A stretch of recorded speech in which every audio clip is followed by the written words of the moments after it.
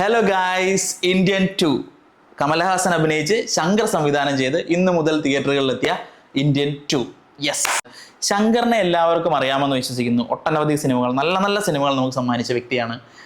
Mudhalvan, I, അന്യൻ, ഈ Indian 1, അങ്ങനെ ഒരുപാടുണ്ട് അദ്ദേഹത്തിൻ്റെ നല്ല നല്ല സിനിമകൾ. എനിക്ക് അതൊക്കെ വെച്ച് നോക്കുമ്പോൾ പുള്ളിക്ക് എന്ത് പറ്റി എന്നൊരു ഒരു ഒരു ഇതാണ്. കമലഹാസനും ശങ്കറും ഇന്ത്യൻ 2 വരുന്നു എന്ന് കേട്ടപ്പോൾ തന്നെ ഞാൻ ഭയങ്കര എക്സൈറ്റഡ് ആയിരുന്നു. ഞാൻ നോക്കിയിരുന്ന പടങ്ങളിൽ ഒന്ന് തന്നെയാണ്. ഇങ്ങനെ കാണാം, ഗംഭീര പടമായിരിക്കും എന്നൊക്കെ പറഞ്ഞ് ഇങ്ങനെ വെയിറ്റ് ചെയ്തിരുന്ന ഒരു മൂവിയാണ് ഇന്ത്യൻ 2. എന്തുകൊണ്ട് കമലഹാസൻ ഇത് കമ്മിറ്റ് ചെയ്തു എന്ന് ഞാൻ ഒരു നിമിഷം ആലോചിച്ചു പോയി. അതുപോലെയാണ് നമ്മുടെ ശങ്കർ ഇത് എടുത്തു വച്ചിരിക്കുന്നത്. എന്തു പറ്റി അറിയില്ല. എവിടെയും ഇതിനൊരു സ്റ്റോറി ഉണ്ടോ അറിയില്ല. ഇതിൻ്റെ സ്റ്റോറിയും ശങ്കർ തന്നെയാണ് കേട്ടോ എഴുതിയിരിക്കുന്നത്. സ്റ്റോറിയും ഡിറക്ഷനും ശങ്കർ തന്നെയാണ്. എന്താണ് പുള്ളി ഉദ്ദേശിച്ചതെന്ന് എനിക്ക് എങ്ങനെയൊക്കെ ആലോചിച്ചിട്ട് മനസ്സിലാവുന്നില്ല. അനിരുദ്ധിൻ്റെ മ്യൂസിക്, താത്ത വരാർ എന്നുള്ള പാട്ട് തന്നെ എല്ലാവർക്കും അറിയാം, വൈറലായിരുന്നു. അപ്പോൾ താത്ത വരുന്നതും നോക്കി ഞാൻ തിയേറ്ററിൽ ഇരിക്കാൻ തുടങ്ങിയിട്ട്, താത്ത വന്നില്ലെന്നൊന്നും ഞാൻ പറയുന്നില്ല, പക്ഷേ വന്നിട്ട് എന്താണ് ആ താത്ത കാണിച്ചതെന്ന് എനിക്ക് മനസ്സിലാവുന്നില്ല.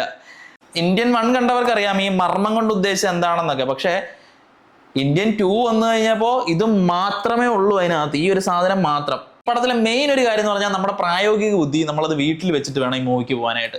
കാര്യം അത് എവിടെയും നമുക്ക് അയ്യോ അതെന്താ അങ്ങനെ എന്ന് ചോദിക്കാൻ പാടില്ല.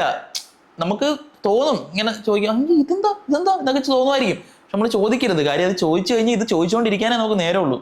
അപ്പം അതുകൊണ്ട് എല്ലാവരും ഈ മൂവി കാണാൻ പോകുന്നവർ പ്രായോഗിക ബുദ്ധി വീട്ടിൽ വെക്കുക, പോയി ഇങ്ങനെ ഇരുന്ന് കാണുക, അത്രേ ഉള്ളൂ. അതെങ്ങനെ പോകാവുള്ളൂ. ഈ സിനിമയിൽ കഥയ്ക്ക് യാതൊരു പ്രാധാന്യവും എനിക്ക് തോന്നിയില്ല. കാര്യം ഇതിനകത്ത് കഥയില്ല. എന്തൊക്കെയോ ആരൊക്കെയോ കാണിച്ചു കൂട്ടുന്നു. ഒരു ദിവസം ഇന്ത്യയിൽ അഴിമതി കൂടുന്നു, എല്ലായിടത്തും വിഷയം, കുറേ പേര് ആത്മഹത്യ ചെയ്യുന്നു, അവിടെ നിന്ന് ചാടിച്ചാവുന്നു, ഇവിടെ മറ്റവർ മരിക്കുന്നു, മറിച്ചത് ട്രെയിനിൽ ഒമ്പിച്ചാടുന്നു, വിഷയം. അങ്ങനെ ഇരിക്കുമ്പോഴത്തേക്ക് സോഷ്യൽ മീഡിയയിൽ 2 ദിവസം കൊണ്ട് മറ്റേ ഹാഷ്ടാഗ് ഇട്ട് താത്ത വരണം എന്ന് പറഞ്ഞ് എല്ലാവരും താത്തേനെ വിളിക്കും. താത്ത അപ്പം തന്നെ ഒരാഴ്ച കൊണ്ട് താത്തേനെ പോകും. ഓ യെസ്, ഒരാളുണ്ട് കേട്ടോ, നമ്മുടെ കാളിദാസ് ജയറാം ഇതിനകത്തുണ്ട് കേട്ടോ. ഞാൻ ഇപ്പോഴാണ് ഓർത്തത്, കാളിദാസ് ജയറാം ഈ സിനിമയ്ക്കകത്തുണ്ട്. യെസ്, അപ്പോൾ വീണ്ടും ബാക്ക് ടു ദ പോയിന്റ്. അപ്പോൾ താത്ത വീണ്ടും അപ്പോൾ ഇവരുടെ ഹാഷ്ടാഗിന് റിപ്ലൈ ആയിട്ട് ഐ ആം കമ്മിങ് അല്ലെങ്കിൽ സി യു സോൺ സംതിങ്, അങ്ങനെ എന്തോ കേട്ടോ, മറന്നുപോയി. അതായിരിക്കില്ല ചിലപ്പോൾ വേട്. അപ്പം അങ്ങനെ എന്തോ പറയുന്നു. അത് കഴിയുമ്പോൾ താത്ത വരുന്നു, എയർപോർട്ടിലിട്ട് പിടിച്ചിട്ട് അവിടെ ഇട്ട് കുത്തുന്നു, വിഷയം. ഇത് എനിക്ക് ഇങ്ങനെ പറഞ്ഞു തരാൻ പറ്റുന്നുള്ളൂ, അതുകൊണ്ടാണ് കേട്ടോ, മുഴുവൻ ഞാൻ പറയാത്തതാണ്. എന്നിട്ട് അവിടെ നിന്ന് താത്ത പോകുന്നു. അയ്യോ, നെടുമുടി വേണുവിനെയൊക്കെ കാണിച്ചിരിക്കുന്നുണ്ടല്ലോ, കിടിലനായിട്ടാണ്. എനിക്ക് തോന്നുന്നു ഈ മൂവിയുടെ ഒരു പോർഷനിൽ ആൾ അഭിനയിച്ചിട്ടുണ്ട്. അതിന് ശേഷം ഫുള്ള് AI ആണെന്ന് തോന്നുന്നു. കാര്യം എൻ്റെ തോന്നലാണ്.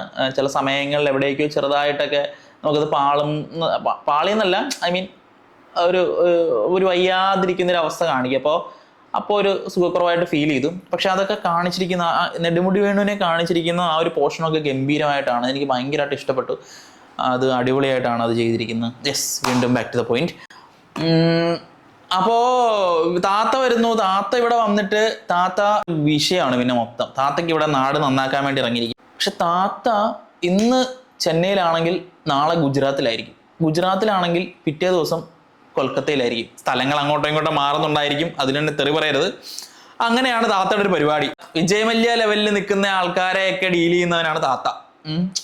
താത്തയ്ക്ക് കുറച്ച് പിള്ളേരുണ്ട്. താത്ത ഫേസ്ബുക്കിൽ വിളിച്ച് പറയുമ്പോൾ ഡീൽ ചെയ്യുന്ന ആൾക്കാർ, അതായത് ഫേസ്ബുക്കിൽ കൂടെ താത്ത വന്നിട്ട് പറയുമ്പോൾ അങ്ങനെയാണ് നിങ്ങൾ വീട്ടിലുള്ളവരെ പോലെ ചെയ്യണം, മറ്റാണ് വീട് നന്നാക്കിയിട്ട് വേണം നാട് നന്നാക്കണം എന്നൊക്കെ പറഞ്ഞ് തള്ളുമ്പോഴത്തേക്കും ഇവരെല്ലാവരും വീട് നന്നാക്കും.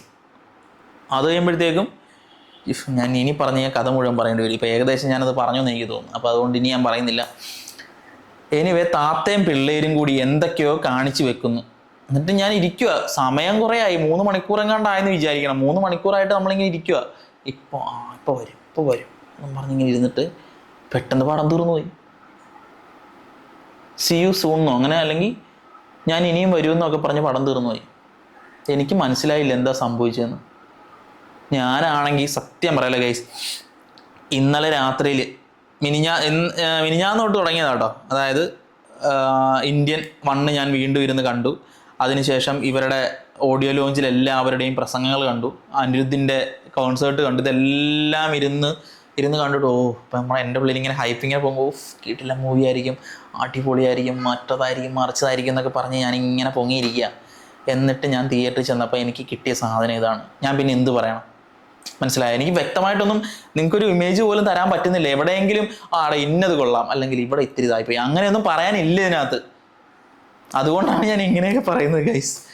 പിന്നെ വന്നതാണ് അനിരുദ്ധിൻ്റെ മ്യൂസിക്.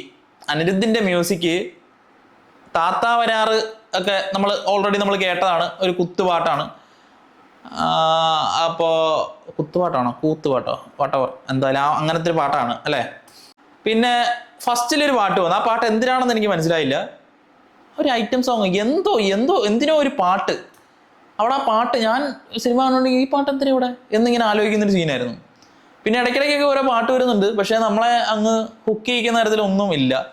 ഇന്ത്യനിലെ പാട്ടുകൾ എന്ന് പറഞ്ഞാൽ ഇന്നുള്ള തലമുറ വരെ ഒന്ന് എവിടെയെങ്കിലുമൊക്കെ ആയിട്ട് കേട്ടിട്ടുണ്ടാവും. അത്രയ്ക്ക് ഗംഭീര പാട്ടുകളാണ് അല്ലേ. അതായത് അതിനകത്ത് മൊത്തം 5 പാട്ടുണ്ടെന്ന് തോന്നുന്നു. 5 എണ്ണത്തിൽ 3 എണ്ണവും ഭയങ്കരമായിട്ട് ഞാൻ എൻ്റെ ഒരു കണക്കാട്ടോ പറയുന്നത്. ചിലപ്പോൾ എല്ലാവർക്കും എല്ലാം കണക്റ്റഡ് ഉണ്ടാവാം. ആ 3 പാട്ടുകളും കിടിലമായിട്ട് AR റഹ്മാൻ ചെയ്തു വെച്ചിട്ടുണ്ട്. പോരാത്തതിനൊരു 3-ാം പാർട്ട് കൂടി ഇതിനകത്ത് പറഞ്ഞു വെച്ചിട്ടുണ്ട്. ഇതൊരു സ്പോയിലർ അല്ല, അവർ ഓൾറെഡി ഡിക്ലെയർ ചെയ്തതാണ്. അവർ ഓൾറെഡി അവരുടെ ഓഡിയോ ലോഞ്ചിന് അനൗൺസ് ചെയ്തിരുന്നു. കാജൽ അഗർവാളൊക്കെ 3-ാം പാർട്ടിനാണുള്ളതെന്നൊക്കെ അനൗൺസ് ചെയ്തിരുന്നു. അപ്പോൾ അതുകൊണ്ട് ഞാനായിട്ട് ഇത് നശിപ്പിക്കുന്നതല്ല. 3-ാം പാർട്ടുണ്ട്, അതെന്താണെന്ന് എനിക്കറിയില്ല.